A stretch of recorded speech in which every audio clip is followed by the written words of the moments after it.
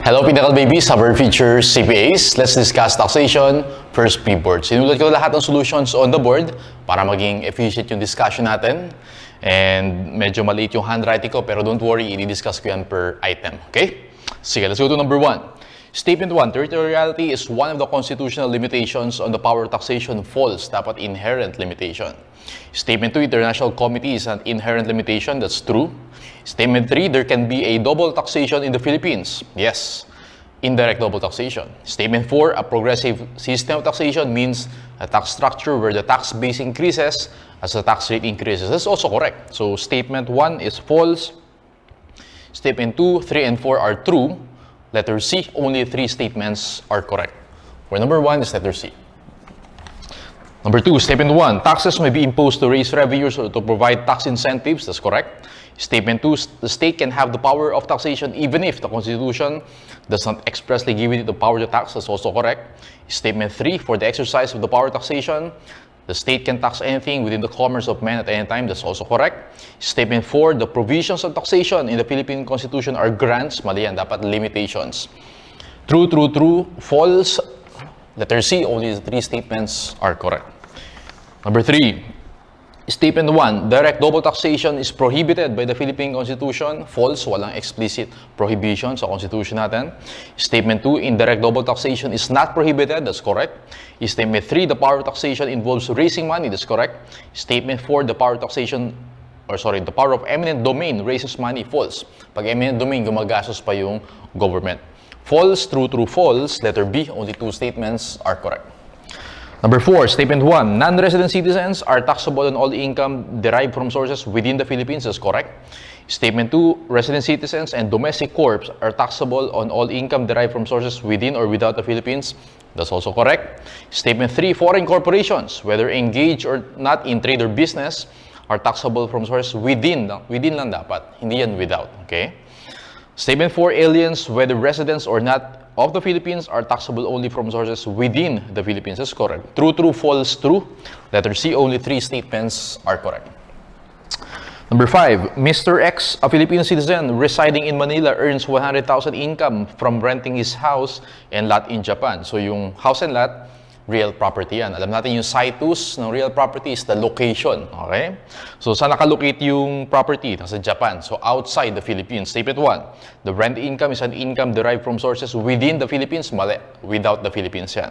Statement 2, the rent income is taxable. That's correct. Bakit, sir? Kasi si Mr. X, resident citizen siya. So, taxable siya within and without the Philippines. False, true. Letter B, only statement 2 is true. Number 6, a resident citizen sold his shares of stock of a foreign corporation based in Thailand to a Filipino who migrated in Korea for 500,000 with a cost of 200,000. Well, foreign corporation siya. Alam natin kapag shares of stock, ang situs natin yung nationality. So, foreign, ibig sabihin, outside the Philippines. Statement 1, for income tax purposes, the sale of shares of stock is subject to normal income tax. Actually, tama yan. Okay? Kapag outside, basic income tax or normal income tax. Kapag within, dun ka mag-CGT. Okay? Statement 2, the sale of the shares of stock is subject to 15% capital gains based on net capital gain. Mali yan kasi dapat within. Okay? So again, yung shares of stock, yung shares, yung situs yan is nationality. So in this case, foreign, so outside the Philippines yan. Okay? Pag outside, subject sa the basic income tax kapag resident citizen. Alright? So, statement 1 is true. Statement 2 is false. Letter A, sagot natin for number 6. Number 7, Ms. Y, a Filipino residing in Manila, borrowed 300,000 from Mr. X, an OFW living in Taiwan. As a result, Mr. X earned 30,000 interest income. So in this case, meron tayong interest income. So, ang situs natin is the residence of the debtor or borrower. Sino yung debtor or borrower dito? Si Ms. Y. Saan siya nakatira? Sa Manila. So, ibig sabihin, within the Philippines yan. Statement 1, the interest income earned by Mr. X is an income derived from sources within the Philippines. That's correct. Statement 2, the interest income is subject to regular or normal tax. That's also correct. Hindi yan subject sa 20% final withholding tax because hindi naman yan bank deposit. Okay? So, pareho siyang correct. Letter C, both statements are true. Number 8, statement 1, in order for passive income to be subjected to final tax, the income must be derived from sources within or without the Philippines. Mali, dapat within lang. Okay, kapag without, sa ibang bansa, normal income tax or basic income tax yan. Okay? So again, pagiging subject ka lang sa final withholding tax kapag earned inside the Philippines. Statement 2, dividends income earned by a resident citizen is always subject to 10%. So ingat ka dun sa mga always. Okay? 10% siya kapag galing sa domestic corp. Kapag galing sa resident and non-resident foreign corporation, ordinary income yan. So, false and false, both statements are false. Letter D for number 8. Number 9, a resident citizen bought shares of stock from XYZ Corporation, an unlisted corporation established under the laws of the Philippines. So, established sa laws of the Philippines, ibig sabihin, domestic corporation yan. Later, while studying in Australia, he sold the same for a gain of 100,000 to Ms. Y, an Australian citizen residing therein. The 100,000 gain on sale is, so again, pag shares, ang situs natin is nationality, domestic, so within the Philippines. Statement 1, an income derived from sources within the Philippines, that's true. Statement 2, subject to capital gains tax, tama din because unlisted siya. So both statements are true, letter C for number 9. Number 10, all sale of real properties as capital assets are subject to capital gains tax. Okay sana, kaya lang, dapat located in the Philippines. Kapag nasa ibang bansa, again, normal income tax or basic income tax. So false yung statement 1. All sale of shares of stocks are subject to capital gains tax? Hindi. Kapag lang mga unlisted. Kapag listed, stock transactions tax yan. Hindi yan CGT. Statement 3. All capital gains from disposition of capital assets are subject to holding period. Mali yun. Subject to holding period kapag individuals. Kapag corp, walang holding period. Statement 4. All ordinary gains from disposition of ordinary assets are not subject to holding period. That's correct. False, false, false, true. Letter A, only statement 1 is correct. Number 11, for interest income, the residence of the borrower determines the source of the income. That's correct. Statement 2, for dividends, the place of business of the corporation determines the source of income. Mali, nationality of the corporation. Statement 3, for rent, the location of the property. Tama. Pag property, location. Okay? Statement 4, for gain on sale of real property, the place of sale. Mali, dapat location of the property. True, false, true, false. Letter B, only 2 statements are correct for number 11. Number 12, statement 1, amounts received by reason of involuntary separation remain exempt from income tax. Okay sana, kaya lang meron nakalagay na unless the official or employee at the time of separation has rendered less than 10 years of service and or is below 50 years of age. Mali yan. Kasi yung 10 years at 50 years of age, applicable yan sa retirement. Okay? Hindi siya applicable sa involuntary separation. False.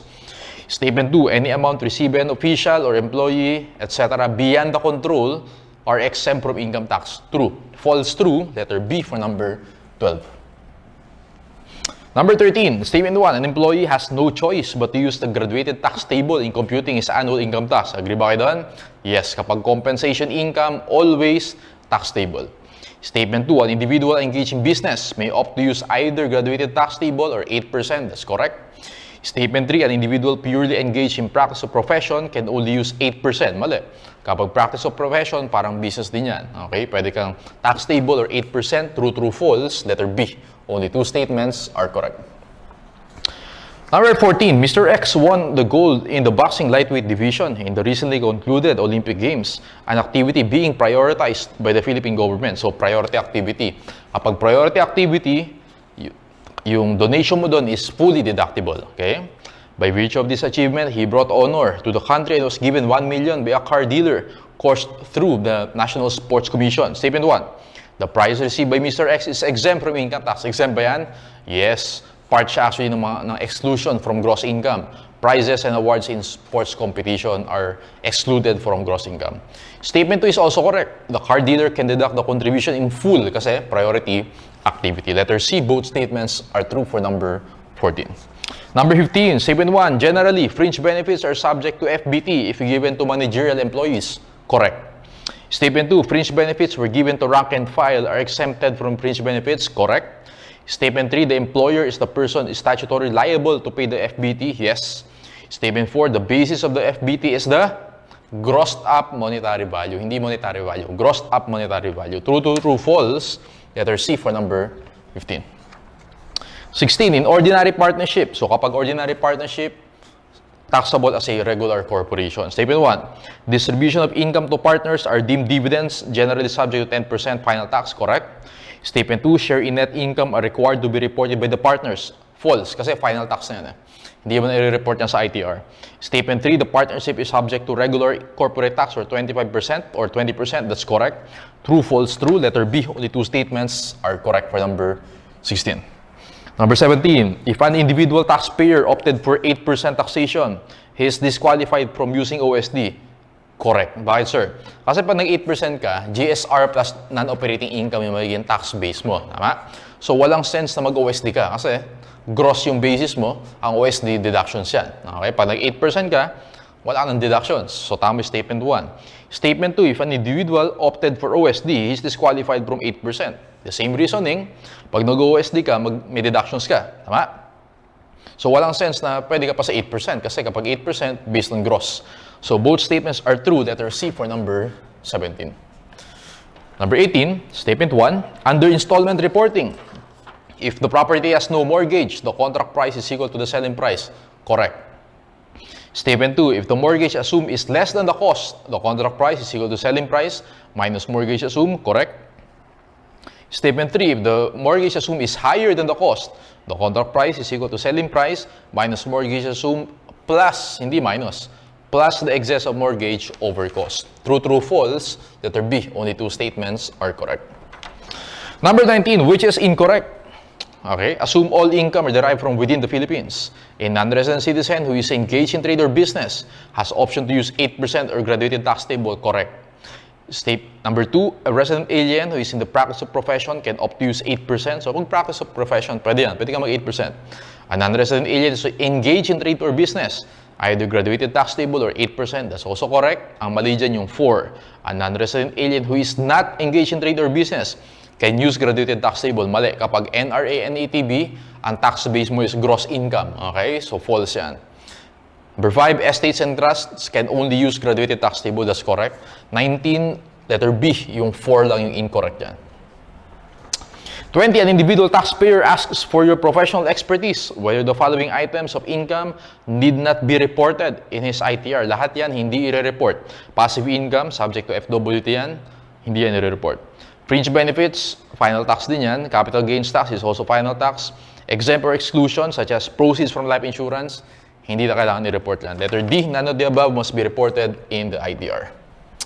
Okay, number 21 and 22. Oh, computation naman tayo. So, tingin kayo dito. Ito yung 21, ito yung 22. So, let's see. A and B, domestic corp, both in the construction business, form a JV to construct apartment complexes with an agreed equal sharing in net income. Since both corporations were licensed by PICAB, the management of the JV deemed it unnecessary daw to get PICAB license for itself. So, dapat class, bago ka maging exempt, okay, na JV, both yung JV itself, okay, and yung joint venturers dapat licensed by PICAB. Eh dito, hindi naman license yung JV. So, ibig sabihin, taxable yan, okay? So, number 21, determine the income tax due of the JV. So, joint venture dyan, nag-given, merong 80 million, minus mo yung allowable deduction sa 60 million, you have the net taxable income of 20 million. Okay? So now, nakalagay dyan merong assets na 50 million. Okay sana, kaya lang, sumobra ka dun sa threshold ng net taxable income. 20 million, which is above 5 million, 25% yung RSIT mo. So 20 million times 25%, RSIT natin, or income tax due is 5 million, letter B for number 21. Number 22 naman, class, yung RSIT na yan, i-distribute as dividends yan. Tama? E parehong corporations, yung JV tsaka yung joint venturers. Corp to corp, okay, exempt yung dividends mo dyan. So, hindi siya papasok dito. So, ang tanong dito sa class, si income tax due of A, meron siyang gross income na 2 million, allowable deduction sa 1.2, you have the net taxable income of 800,000. So, in this case, yung assets na 10 million. Net taxable income niya 800,000. Pasok siya as MSME, okay? 20% yung gagamitin mong tax rate. Times tax rate na 20%, you have 160,000, letter B for number 22. Alright? So, ganun na siya. Numbers 23 onwards. So, tingin natin yung given class. Tingin tayo dito sa, nasa yung solution natin dyan. 23 dito. Okay, so let's see. Compute natin muna yung net taxable income. Okay? A taxpayer made available the following financial information. Gross receipts, we have 10 million. Minus natin yung cost na 6. Gross receipts minus cost, yun yung gross income natin, 4 million. Okay, salaries and wages, 1 million. Minus natin yan. Rental, minus natin. Okay, so rental of 240 and then yung transportation and travel of 20, minus 1 din yan. Ear, entertainment and representation, alam natin meron siyang limit. Okay, yung actual na given sa problem is 120,000, pero yung limit, tignan mo muna, sale of services to, 1%, okay, of gross receipts. 10 million times 1%, 100,000. Yun yung limit ng ear natin. Actual is 120, limit is 100, syempre whichever is lower, 100. Depreciation, 200,000, office supplies, 20, and miscellaneous, 10,000. Makukompute mo dyan, class, net taxable income na 2,410. Ano ba yung tanong sa number 23? How much is the income tax due if the taxpayer is an individual resident citizen? Okay, so gamitan na natin ang tax table for 2,410,000. So papasok ka dun sa tax table 1, 2, 3, 4, 5, dun sa second to the last row, okay, between 2 million and 8 million. So tax due natin is 402,500 plus 30% in excess of 2 million, makukuha mo dyan, 525,500, letter B for number 23. 24, how much is the taxable income if the taxpayer is an ordinary partnership? Kapag ordinary partnership, regular corporation. So, ino-compute mo dito na 2,410, yun na siya. Letter A for number 24. Number 25, how much is the taxable income if the taxpayer is a GPP? Kapag GPP, non-taxable yan. Exempt siya, tama? So, 25, letter B, 0 yan. Number 26, how much is the taxable income if the taxpayer is an individual and opted for OSD? So, tingin ka dito sa number 26. Ingat ka kasi pag individuals, ang basis mo ng OSD is gross receipts. Okay? So, meron kang 10 million na gross receipts. 10 million times 40%, yun yung OSD. Huwag mo i-based sa gross income. Okay? Ang based ang gross income ay kapag corporation. So, kapag nag-OSD ka na sa individual, hindi mo na pwedeng i-minus yung cost of services mo. Okay? So, diretso ka lang. Gross receipts sa 10 million minus OSD, yun na agad yung net taxable income natin, which is 6 million. Okay? So, net taxable income, 6 million for number 26, letter C. Number 27, how much is the taxable income if the taxpayer is a domestic corporation? Kapag naman domestic corporation ka, ang basis mo ng OSD is the gross income na 4 million. So, gross income na 4 million times 40%, that's 1.6 million. Net taxable income is 2.4 million, letter A for number 27. Number 28, okay. One of the following compensation income of an individual is not an exclusion. A, monetized vacation leaves not exceeding 10 days a year. Pasok siya dun sa threshold natin ng de minimis benefits. B, retirement benefits, at least 10 years, not less than 50 years of age, availed for first time. So, exempt yan. De minimis benefits within the ceiling, that's also exempt. And separation pay who resigned. O, kapag ka nag-resign, within the control yan. Okay? So, kapag within the control, taxable yan. Number 28, letter D. Right, so let's go to number 29. The BAR announced the availability of the Customer Assistance Division single hotline and the use of chatbot named Revi to assist taxpayers with their general inquiries. This is in line with, so more of convenience yan. Administrative feasibility for number 29, letter B. Number 30, the monetary value of these fringe benefits is 100% of the value. So 100% siya kapag may transfer of ownership. A, the employer purchases the motor vehicle for the use of the employee, 50%. The employer provides the employee with cash for the purchase of motor vehicle. Okay sana, kaya lang in the name of employer yun nakalagay. Dapat name of employee. So sagot mo dyan, letter C. The employer purchases the car in the name of the employee, letter C for number 30. Letter D naman, employer owns and maintains a fleet for the use of the business and the employees, 50%. Okay, let's go to numbers 31 onwards. Nasaan yan? 31, ito siya. Tingin kayo dito. Alright, so A and B are partners in a GPP which realized sales of 8 million. So 8 million. And corresponding cost of sales, 5 million.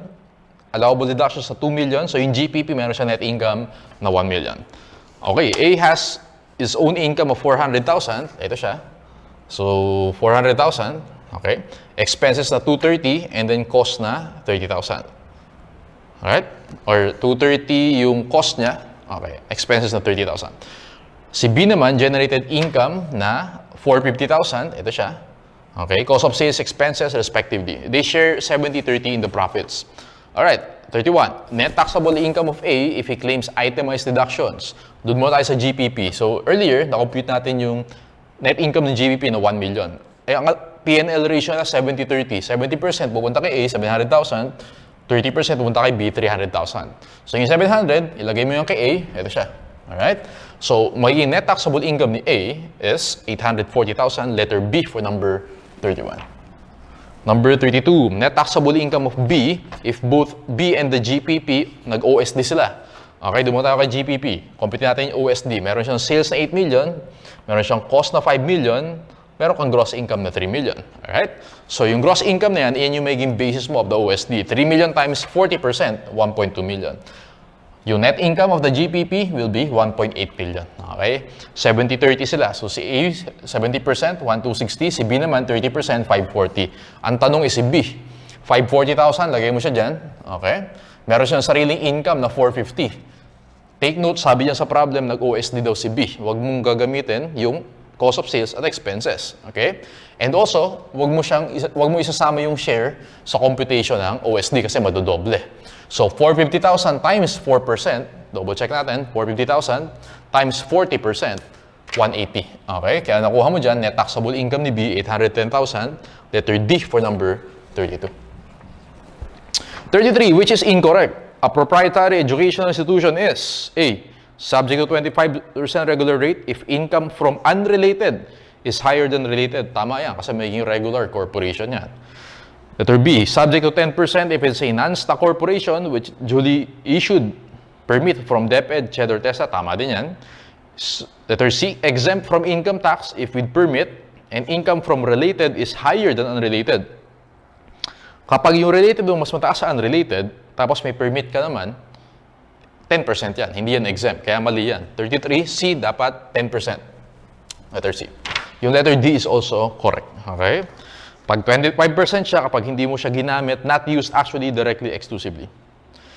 34, which is correct. Hospitals for profits are subject to preferential tax rate of 10%. Mali. Pag for-profit hospital, 25%.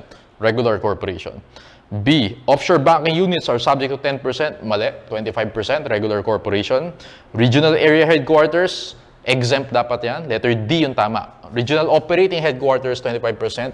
Letter D for number 34. Okay. Numbers 35 and 36. Tingin kayo dito. Okay. So, meron tayong private education institution. Merong related activities and unrelated activities. Gross receipts, related, 15 million. Unrelated, 18 million. Total is 33 million. Yung cost of services, related, 6 million. Unrelated is 5 million. Total is 11. Makukompute mo yung gross income. Yung gross income, yun yung basis ng predominance test natin. Kaya lang, nangyari, yung unrelated mo, mas mataas sa related. Okay, so ano mangyayari dyan? Taxable as a regular corporation. Okay, minus mo yung allowable deductions, makukompute mo dyan, class net taxable income is 16.75 million. Okay, so regular corporation, 25% tax rate yung gagamitin mo dyan. Kaya sa number 35, A na agad yung sagot mo. Okay, how much is the income tax payable?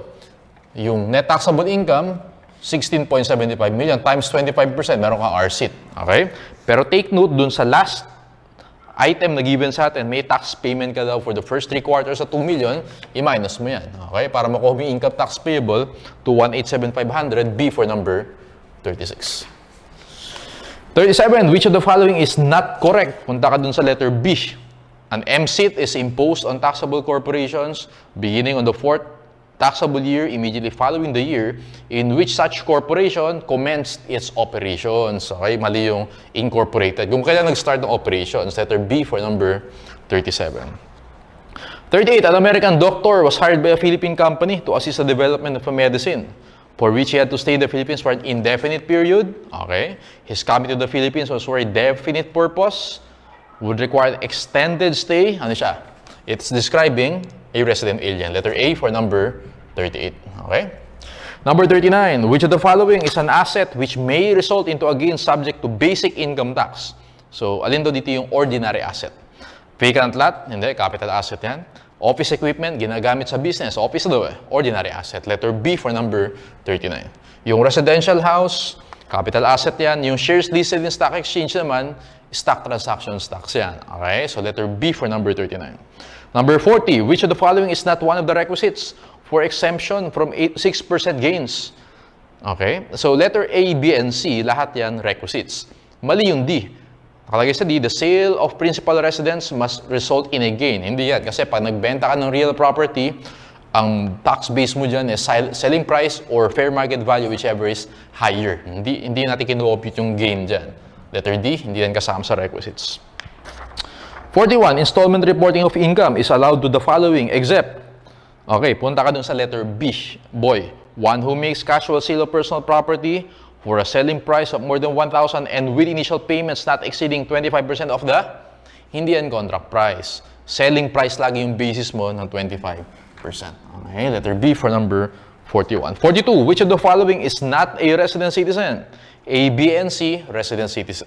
A, B, and C, non-resident citizen. Yan. Yung letter D, tingnan natin, a citizen of the Philippines who goes on a business trip abroad and stays there in most of the time. Okay sana, kaya lang dapat employment, hindi business trip. Okay? In that case, yung letter D, resident citizen pa rin yan. Letter D for number 42. 43, which of the following is not a basic principle of sound tax system? A, it should be capable of being effectively enforced, administrative feasibility. Letter B, it must be progressive, theoretical justice.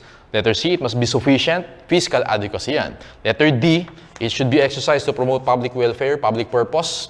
Hindi yan basic principle of sound tax system. Letter D for number 43. Okay. Number 44, on August 1, 2020, an individual taxpayer not engaged in real estate business acquired a parcel of land which should be used as a site for office building for 3 million. Unfortunately, the office building was not built due to financial problem. The taxpayer presented the proof to BAR that the land has not been used. Hindi ginamit for business. O, capital asset yan. Punta ka sa letter B. The sale would be subject to 6% CGT based on higher of selling price or fair market value. Okay, hindi naman nagamit sa business eh. So, it's still capital asset na pag binenta mo, okay, binenta daw siya noong September 1, 6% CGT ka. Right? Number 45. Okay, ABC, a domestic corporation, had gross sales of 100,000. So, dito tayo. Oh, sorry, 100 million. 100 million gross sales. And it incurred cost of sales 60 million minus cost of sales 60 million, which includes direct labor wage of 20 million and operating expenses of 17.5. So 17.5 yung allowable deductions, which include training expenses. Tama ba class? Ang rule natin, pag training expenses, may additional kang 50% na deductible. How much yung training expenses? 3 million. How much yung 50% na 3 million? 1.5 million. Tama? So 1.5 million, yung limit natin is 10% of direct labor wage. How much yung direct labor wage? 20 million times 20%, 2 million. Whichever is lower, syempre, 1.5 million. One yan. So, you get net taxable income of 21 million, letter C for number 45. Let's go to numbers 46 onwards. Okay, so, refer tayo dito class. Complete natin yung net taxable income. In preparing the annual ITR of Mr. W, the following information were extracted. Gross sales, 1.5 million. Cost of sales, 500,000. Salaries and wages, 150. Rent expense, 50. Utilities, 120. Depreciation, 120. Utilities, 80. Repairs, 100,000. And rental income, syempre, plus 1 million yan. Okay? So, net taxable income is 1.5 million, letter D for number 46. Kasi yung next three items, final tax naman yan. Number 47, how much daw yung total final tax on passive income? Interest income from bank deposit, 20%. 140,000 times 20%, 28,000. Dividends from a domestic corporation, 10% yan. 100,000 times 10% is 10,000. Cash prizes, sumobra ng 20,000. So, subject to 20%. So, subject to 20% yan. 60,000 times 20%, you have 12,000. Okay? So, total mo dyan is 50,000 for 47, letter B. Alright. So, yung prices natin, sumobra siya sa threshold, kaya naging subject to 20% final tax yan. Let's go to number 48. If Mr. W sells the residential house for 7 million in selling price, how much is the CGT? Selling price or fair market value, whichever is higher. How much yung fair market value? Tingin ka sa given. House and lot yung binenta ha. So meron tayong, ang basis mo ng fair market value is higher between assessed value and zonal value. Ang zonal value ng lot is 5 million. Assessed value is 4 million. E di 5 million tayo sa lot. Okay, so 5 million yung lot. And then, assessed value of the house, 5 million. Right? Appraiser's value. Hindi natin ginagamit yung appraiser's value. Okay? So, ibig sabihin, yung house mo naman is 5 million. 5 million plus 5 million, 10 million. Kaya yun nakuha kong fair market value. Whichever is higher, mas malaki yung 10 million sa 7 million times 6%, 600,000 CGT for number 48, letter B for number 48. Number 49, if Mr. W sells the shares of stocks for 2 million selling price, how much is the CGT? Kapag shares yung binenta mo, gain yung kukumpute natin. Tingnan tayo sa given. Last paragraph. Or middle paragraph pala. He also plans to sell 1,000 shares of stocks in a domestic corp which he originally acquired for 1,000 pesos per share. Yung cost mo is 1,000 pesos per share. 1,000 times 1,000, that's 1 million. Selling price 2 million, cost 1 million, meron tayong gain na 1 million. Times 15%, yun yung CGT ng unlisted shares, 150,000, letter B for number 49. Number 50, which of the following is correct? Okay. Letter A JV for undertaking construction projects, whether licensed or not, is not taxable. Dapat licensed ka. False. B, a JPP is taxable. False. Non-taxable. C, a co-ownership where the activities of the co-owners extend to the development of the property and collection of income is taxable. Correct yan. Okay? Magiging non-taxable ka kapag preservation, development na yan. Okay? So letter C, sagot mo dyan for number 50. 51, letter D, a consortium for energy operations pursuant to operating consortium agreement with the government is taxable, exempt yan. Okay? 51, Mr. X's income from leasing his property reaches the maximum rate of tax under the law. He donated 1/2 of the property to a non-stock non-profit education institution. Okay? Directly, exclusively, actually used for educational purposes and therefore qualified for tax exemption.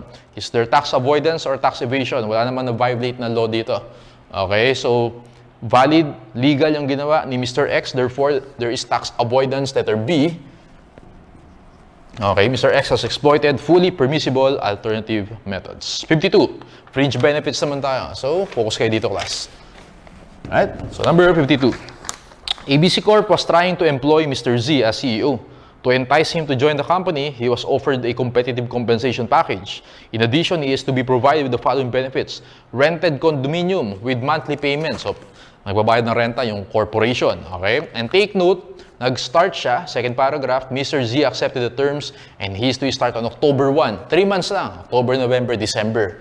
100,000 yung renta sa first bullet per month. 100,000 times 3, kasi 3 months Tama? Rent lang yan. Walang transfer of ownership. 50%. So, yung monetary value ng rent natin is 150,000. Next. Second bullet. Free use of company-owned brand new car with a cost of 3 million. Free use. Walang transfer of ownership. 3 million, divide natin by 5 years. Kasi 5 years ang useful life. Ang assumption natin kapag fringe benefits. Times 50% kasi walang transfer of ownership. Times 3 over 12 kasi October to December. Okay? So, yung monetary value ng car is 75,000. And then yung other expenses, tingin ka sa baba, add mo yung salaries of personal driver, household, condominium, association dues, groceries, credit cards, membership dues in gym. Ang total niya is 70,000. Times 3. Okay? 70,000 times 3, that's 210,000. Alright? So, ang gagawin ko dyan, class, add mo na lahat yan. Ito yung monetary value, 435,000. FBT ang talong. I-gross up mo siya. Makukuha mo yung gross up monetary value. So, divide by 65% times 35. FBT mo, 234, 231. Letter D for number 52. Okay, number 52 is letter D. Number 53, 54, 55, 56, and 57. Tingnan natin. Nasa yung solution natin dyan. Ito yung solution natin. Okay, so let's compute muna yung net taxable income. Mr. X, a self-employed individual, provided the following information. Gross receipts, 2.8 million. Cost natin is 280. And then you have gross income na 1,520,000. Salaries and wages, 280,000. Rental, 65 minus. Depreciation, 55 minus yan. Year, 50,000. So, tingnan mo muna. So, year, again, may limit yan. Anong klase ito? Goods or services? Services, so 1%. 2.8 million times 1%, limit mo is 28,000. Actual is 40, actual is 50,000, limit is 28, syempre mas mababa, 28. Transportation travel, 40. Office supplies, 20. Miscellaneous, 10. Net taxable income mo is 1,022,000. So, tingnan natin. Number 53, how much is the income tax payable if itemized deduction? So, yung ginawa natin, itemized deduction siya. Okay, so tingin tayo sa tax table, papasok siya dun sa between 800,000 and 2 million. So, 102,500 plus 25% in excess of 800,000. Income tax due mo dyan is 158,000. And may CWT, yung last item. Siyempre, ma-minus mo yan. 158 minus CWT, income tax payable mo is 18,000 for number 53. 54, how much is the income tax payable if nag-OSD naman? So, gagawin ko dyan, class, since individual siya, tama, Mr. X, self-employed individual, ang basis ng OSD mo is the gross receipts, hindi yung gross income. Gross receipts, 2.8 million, given sa problem, yan yung i-multiply mo ng 40%. OSD, 2.8 million times 0.4, yan na yung OSD mo. Okay? Makukuha mo na agad yung net taxable income. Papasok siya sa between 800,000 and 2 million, 102,500 plus 25% in excess of 800, makukuha mo income tax dues through 322,500. Minus yung binayad na CWT, income tax payable, 182,500, letter D for number 54. 55, how much is the income tax payable if Mr. X opted for 8%? Pwede ba siya mag 8%? Pwede. So, ito siya, 55. Ang basis mo dyan, gross sales or receipts plus non-operating income. Wala naman non-operating income, so gross sales or receipts. Huwag mo kalimutan yung exempt na 250,000. Okay? Bago mo multiply by 6%, okay? Sorry, by 8%, bago mo multiply by 8%, okay? Dapat naka-minus muna yung exempt na 250. Okay? Net taxable income is 2,550 times 8%. Double check natin. 2,550,000 times 0.08. Ayun, 204,000. And may CWT. Minus mo yung CWT ng 140. Income tax payable, 64,000. Letter D for number 55. 56. In order to save from taxes, what would you advise Mr. X? Punta ka dun sa letter A. Mas makakamura siya, baba yung babayaran niya, if mag-graduated income tax siya than 8%. Okay? So, pag nag-graduated income tax, 18,000 lang yun. 18. Pagka naman nag-8% siya, 64. So, advice mo sa kanya, graduated income tax yan. 57. Assuming the taxpayer is registered as a corporation, how much is the income tax payable? So, corporation, so 1,022,000. And then, tingin ka dun sa table, total assets excluding land, 5 million. Tapos, yung net taxable income mo below 5 million. Pasok ka sa MSME. Multiply by 20%, RCIT mo 204,400.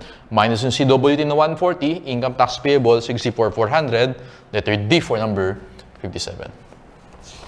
58. Which of the following statements is incorrect? Punta ka sa letter D. Taxes are levied and collected by the legislative branch of the government. Okay sana, kaya lang, levied legislative yan. Tama yun. Pero yung collected, executive yan. Ang nagko-collect si BIR, which is an executive branch of the government. Letter D for 58. A, B, and C are correct. 59. Which of the following is an item of gross income? Tingnan natin kung alin yung included sa gross income. A, capital gains from sale of shares of stocks not listed. Hindi, CGT yan, which is a final tax. B, B, gain on sale of real property by a real estate dealer. Pag real property, usually, 6%, a real estate dealer. Ordinary course of business yan. Tama? Ordinary asset yan. Inventory. Letter B, part siya of your gross income or ordinary income. Okay? Letter C, final tax, interest. Royalty, letter D, final tax din yan. 60, deduction is not allowed to. Allowed siya sa A, B, and C. Hindi siya allowed sa D. Okay? An individual whose sole income is from his employment. Kasi kapag compensation income, wala ka namang allowable deductions yan. Okay? Except yung mga mandatory contributions. Pero in this case, ang ibig sabihin ng deduction dito, yung mga operating expenses. Okay, let's go to number 61 onwards. Ito, quarterly computation naman tayo. Okay, so focus tayo dito, class. Quarters 1 to 4. Ang nangyari dito, na-breach mo yung 3 million threshold nung quarter 4 or yung annual, okay? Pero quarters 1 to 3, pasok ka dun sa threshold na 3 million, pwede kang mag 8%, okay? So, tingnan natin. Gross sales ng quarter 1, and don't forget na dapat cumulative yung computation natin dito. Quarter 1 is 500,000. Huwag mo kalimutan yung exempt na 250, okay?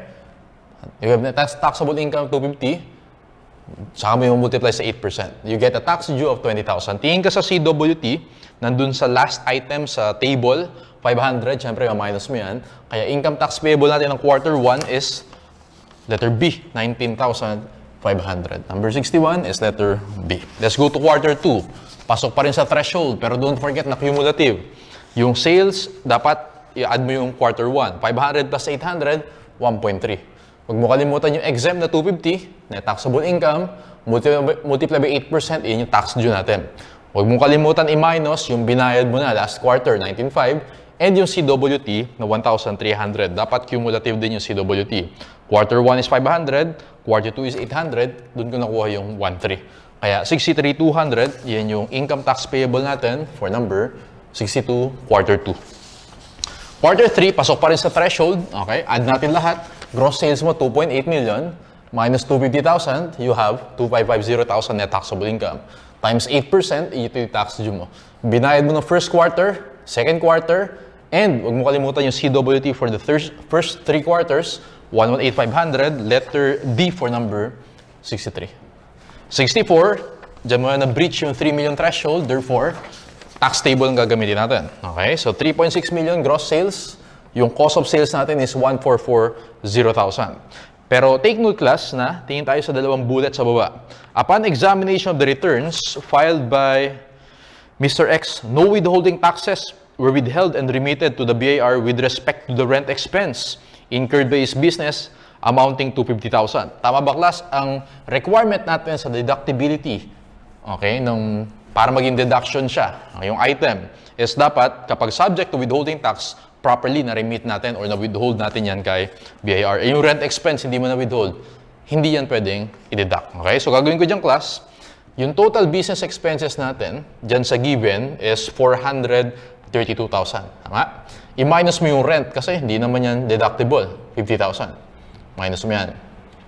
Next bullet, part of the business expense is the interest expense he incurred with his loan with Metrobank amounting to 30,000 which was deducted in full. Alam natin, meron tayong non-deductible interest expense. Paano natin computein yung non-deductible interest expense? 20% of interest income. Tingin ka dun sa fifth item sa table, interest income from Metrobank. Tama ba class? 8,000 dyan. Kaya lang net of FWT. So ganito gagawin ko dyan. Yung non-deductible interest expense ko, okay?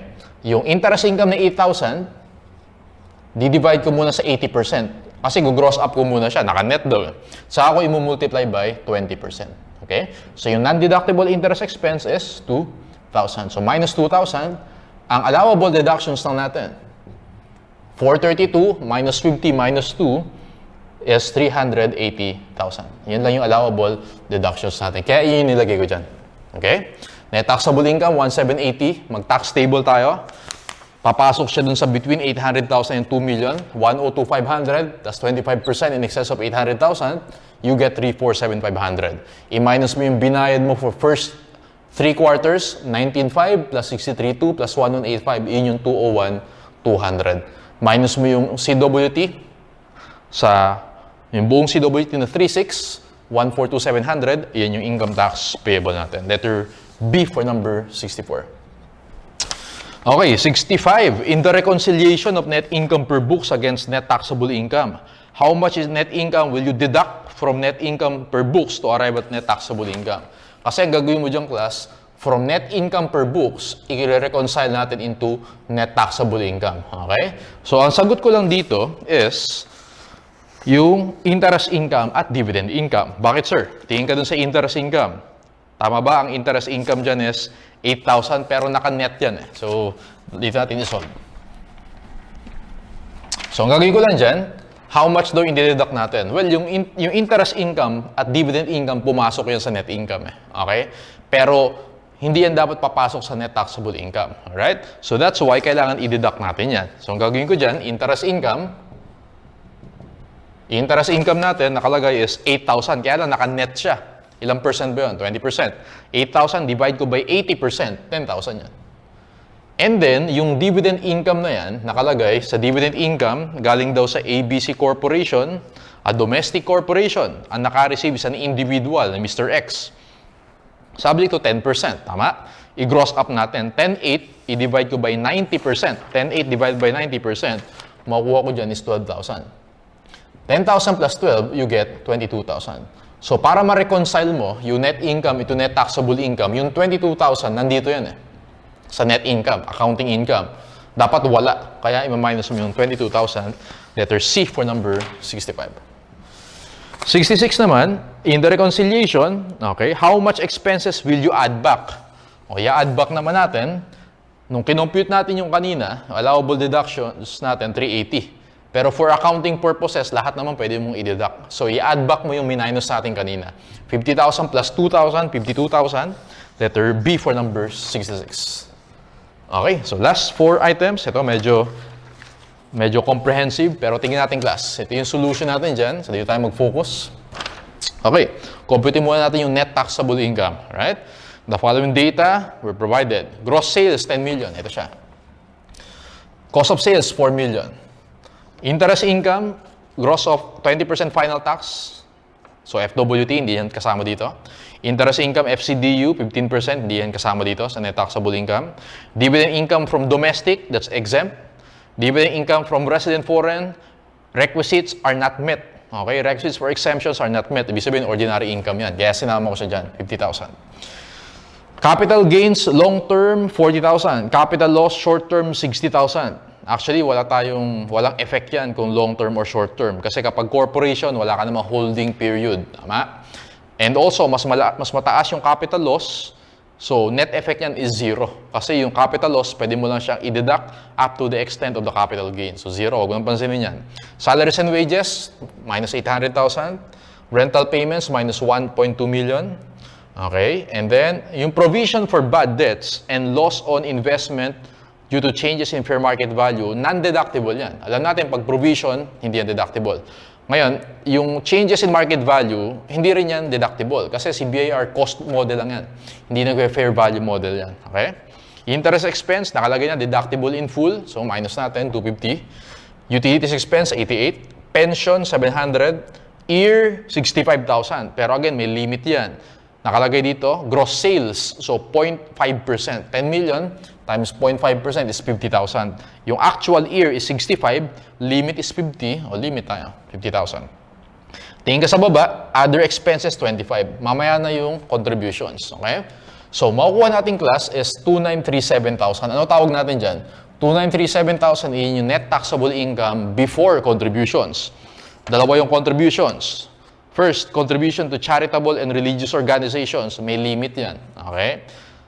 Second, contributions to an LGU, priority project, deductible in full yan. Okay? So, kaya ang ginawa ko, dalawang contributions. Deductible in full, walang problema, 600. Ngayon, yung limit natin, corporation siya, 5%. 2,937,000 times 5%, yung limit mo is 146,850. Yung actual is 320,000, limit is 146,850. Siyempre, yung sa baba, gagamitin mo. Okay, net taxable income before contributions minus contributions, you get net taxable income to 191,50, letter A for number 67. 68, assume the corporation is a domestic corporation. How much is the net taxable income for the year using OSD dito? Ingat ka dito, class, no? Kasi ang OSD mo is based on gross income. Okay, ano ba ibig sabihin ng gross income? Kapag corporation, gross sales, walang problema. Ma-minus mo yung cost, tama? Huwag mo kalimutan yung dividend income from resident foreign corporation. Part ng gross income yan. Okay? So, total mo, yan yung gross income. Yung 6,050,000, yun yung multiply mo ng 40%. 6,050,000 times 0.4, yun yung 2,420. Kaya makukuha mo na taxable income is 3,630. Ingat ka ha, dapat kasama lahat ng, pag gross income, lahat ng na-receive mo yan basically. Okay? 3,630,000, letter D for number 68. 69, assume the taxpayer is a GPP. And then, the distributable income. What if nag-OSD? Ano ba ibig sabihin ng distributable income? Lahat ng pwede mong i-distribute dun sa mga partners. Okay? So, ganito gagawin ko dyan, class. Tama ba, GPP to? So, ibig sabihin, hindi yan taxable. Yung 3,630,000 na na-compute natin dito, naka-OSD ka dyan, net income yan. Tama? Pero don't forget na kapag distributable income, lahat, pati yung mga naka-final tax, pati yung mga subject to final tax, pwede mo i-distribute sa mga partners yan. Ano yung mga subject to final tax? Dalawang interest. Nakalagay dyan, tingin ka sa third item, interest income on bank deposit, 20% final tax, gross daw. Siyempre, ang i-distribute mo na sa partners, naka-net na dapat. Kasi yung 20% kay BIR mo yan i-remit. Tama? So, 80,000 times 80%, 80,000 times 0.8, yun yung 64,000. Okay? Yung isang interest naman, subject to 15%. 20,000 times 0.85 naman. Okay? 20,000 times 0.85, 17,000 yung FCDU. Yung dividend income na exempt, pwede mo siya i-distribute dun sa partners. Kaya makukuha mo net distributable income is 3,801,000. Letter B for number 69. And number 70, assume the taxpayer is an ordinary partnership. And then total assets amounted to more than 100 million. So ibig sabihin 25% RSIT. How much daw yung distributable income assuming OSD? Ano difference yan, sir? Well, sa number 69, GPP. So walang tax. Sa number 70, ordinary partnership, may tax ka na RSIT. So, ang gagawin ko lang dyan, yung sagot ko sa 69, maminusan ko lang ng RSIT. Okay? Ano yung basis ng RSIT mo? Balik ka dun sa number 68. Meron ka net taxable income na 3,630,000. Tama? Multiply mo yan sa 25%. 3,630,000 times 25%, you get 907,500. Bawas yan kasi yung 907,500, ibibigay mo yan kay BIR. Okay? So, 3,801,000 minus 907,500. 3,801,000 minus 907,500, net distributable income mo for the last item, 2,893,500, letter B for number 70. Okay, so that's the end of our discussion for taxation, first P boards.